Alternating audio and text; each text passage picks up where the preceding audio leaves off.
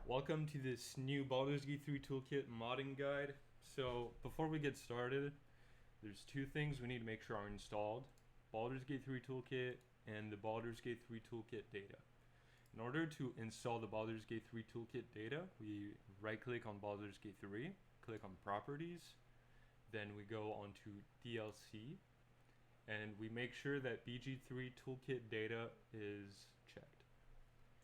Now, once this is done and obviously the toolkit is done installing and such, we want to go back over here to our desktop. Now, in order to install this, what we want to do is open up MoonGlass,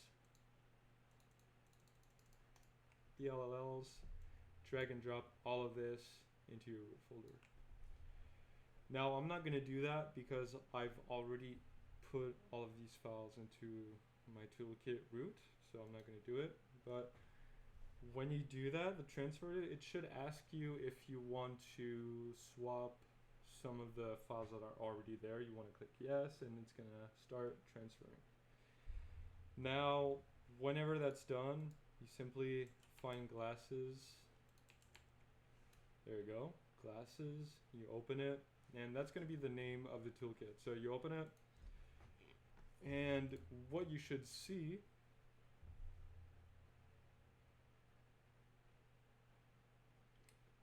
should take a second. There you go. So it's going to ask you to create a new project. In your case, you're only going to see Gustav Dev. Those two are projects I made. So what you want to do is click create. Put any name you want, the name of your project. For me, it's going to be Tut for tutorial. Click create, and then it's going to bring you onto the level selection. So this might take a while. It also can freeze. So if it tells you that the toolkit is no longer responding, you can safely ignore that.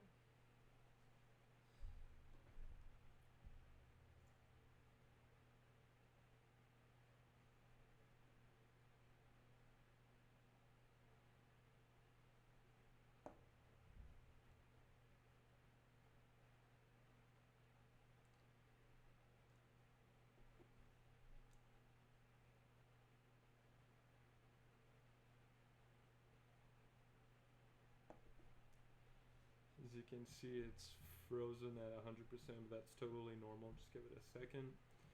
Okay, once we're here, what I would suggest people do is go to new level and select basic level A. The reason for that is that you have everything you need to get started. You have 4 starting points, you have a basic terrain mesh, and you have 2 or 3 triggers. These triggers I'll explain in another tutorial, but they're very important to get you started. Level name, so you want to put your level name. For me, it's going to be Tut again. And simply click on create.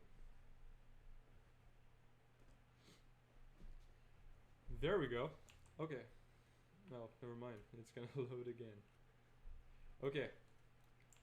Now, when we're loaded in, as you can see, we have our basic terrain mesh, our 4 starting points,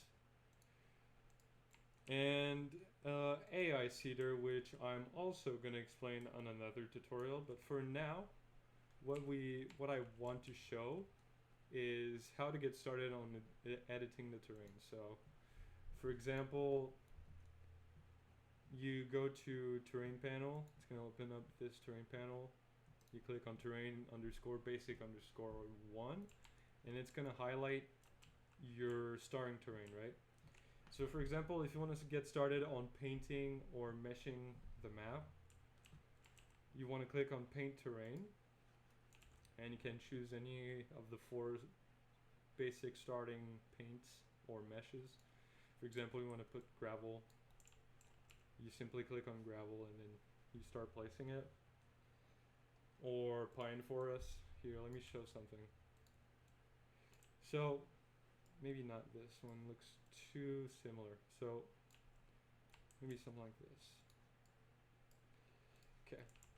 An important thing to note is that you can only remove the mesh that you've selected. So for now I have coastal grass, which means I cannot remove the gravel over here, but I can remove the coastal grass here.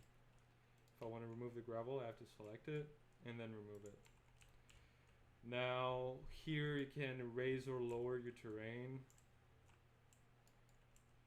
Right click is lowering, left clicking is making mounds and such. Here, this function is to flatten your terrain. So for example, if I want to remove this right here, I think it's ugly or anything, I simply right click on where it's flat and then just drag it across like this. Or if I want to fix this over here, I can also do it for the mountains. Now, smooth terrain is a very useful tool if you're fixing to make your mounds more smooth.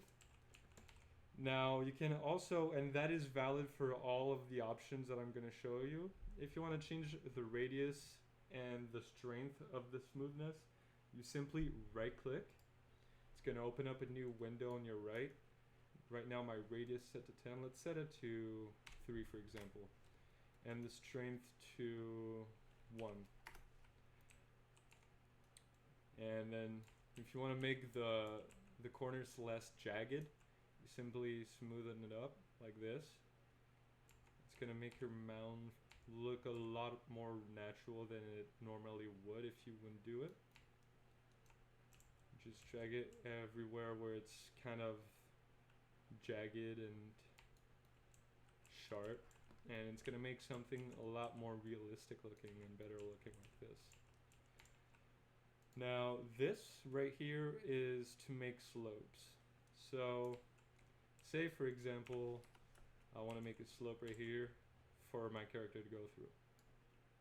Then well, that's maybe not a great example because this mountain is not really high, so let's make a new mountain. Something like this for example.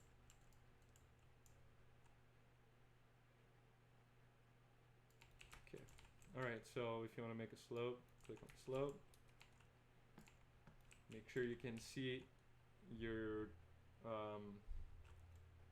the top of your mound and the ground point we're going to be connecting, and then simply left click, drag it from point A to point B where you want your slope to be, and then there you go.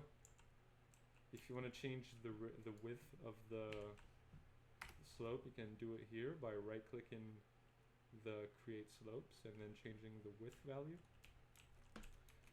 So here if I want to make another slope, there we go. But the slope's kind of steep, so I can do something more like this, right? And now we have 2 slopes. So here I want to show something very important. I'm going to save all, and I'm going to play test. Repositioning. So right now, as you can see, whenever I click, there's some places I can't go and doesn't show the white circle that normally would. And you can also like walk into really, really steep terrain like this, which is not normal at all. So what we want to do to remedy this is simply go to AI grid up here, click on it, and then click on full generate.